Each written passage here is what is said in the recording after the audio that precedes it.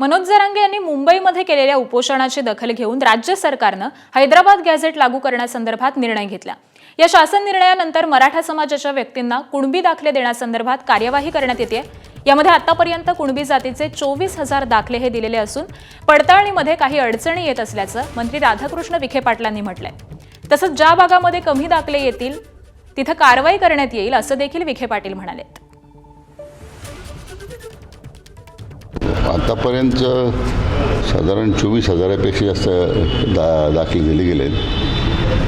व्हेरिफिकेशनमध्ये काही अडचणी आहेत असं लक्षात आलं आहे। एकतर क्षेत्रीय अधिकाऱ्यांच्यामध्ये त्याच्यामध्ये काही त्यांचे